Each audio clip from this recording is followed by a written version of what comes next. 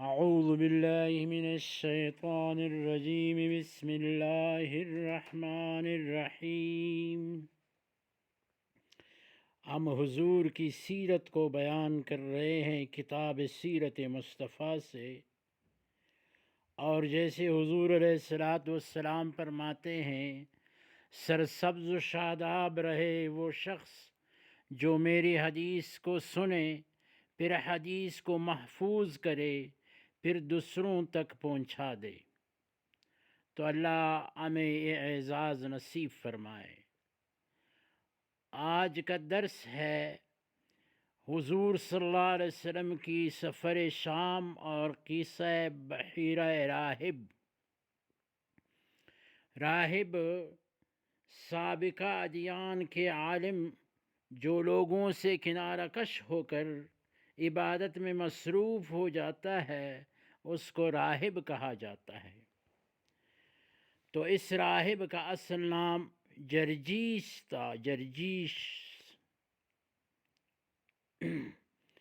اور جب حضور صلی اللہ علیہ وسلم کا عمر 12 سال کو پہنچ چکا، ابو طالب نے قریش کے قافلے کے ساتھ تجارت کے لیے شام کا ارادہ کیا، لیکن سفر کے مصائب کا خیال رکھتے ہوئے ابو طالب کا حضور کو ساتھ لے جانے کا ارادہ نہ تھا، لیکن عین روانگی کے وقت حضور کے چہرے اقدس پر یعنی پریشانی کے آثار دیکھے تو حضور کو بھی ساتھ لے گیا۔ جب شام کے شہر بصرہ کے قریب پہنچے تو وہاں ایک نصرانی راہب تھا، جیسا ابھی بتلایا گیا کہ اس کا نام جرجیس تھا، اور بحیرہ راہب کے نام سے مشہور تھا۔ اور یہ راہب حضور صلی اللہ علیہ وسلم کے علامت سابقہ آسمانی کتابوں میں مذکور جو تھی، ان کو بخوبی یہ راہب ان سے واقف تھا۔ جب اہل مکہ اور قریش وہاں پر ٹھہرے، ان کا قافلہ ٹھہرا، تو یہ راہب اپنے عبادت گاہ سے باہر آیا اور حضور صلی اللہ علیہ وسلم کو دیکھتے ہی پہچان لیا، حضور صلی اللہ علیہ وسلم کو پہچان لیا، اور پھر ان حضور صلی اللہ علیہ وسلم کا ہاتھ پکڑ کر حضور کے ہاتھ کو یعنی پکڑ کر اور یہ کہنے لگے، ھذا سید العالمین، ھذا رسول رب العالمین، یبعثہ اللہ رحمت للعالمین۔ یہ تو دو جہانوں کا سردار ہے، یہ تو پروردگار عالم کا رسول ہے، اور یہ اللہ پاک عوام مخلوق کے لیے، عالمین کے لیے رسول رحمت بنا کر بھیجے گا۔ سرداران قریش نے راہب سے کہا، تم کو کیسا معلوم ہوا کہ یہ اللہ کا رسول ہے اور رحمت للعالمین ہے؟ تو راہب کہنے لگے، جب تم اس گھاٹی سے نکلے اور روانہ ہوئے تو کوئی شجر و حجر ایسا باقی نہ رہا جس نے سجدہ نہ کیا ہو، اور حجر شجر نبی ہی کو سجدے کرتے ہیں، اور میں اس پیغمبر کو مہر نبوت سے پہچانتا ہوں جو سیب کے مشابہ آپ کے شانہ کے نیچے واقع ہے۔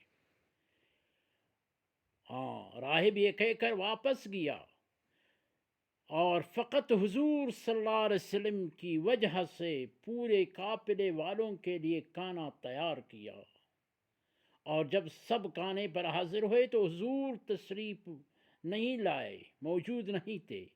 راہب نے کہا کہ آپ کہاں ہیں؟ حضور کے بارے میں پوچھا، معلوم ہوا کہ اونٹ چرانے گئے ہوئے ہیں۔ جب آدمی بھیجے اور حضور کو بلایا تو ایک ابر نے آپ پر سایہ کیا ہوا تھا، بادل ہو پر حضور پر سایہ کیے ہوئے تھے، ابر نے سایہ کیا تھا حضور پر۔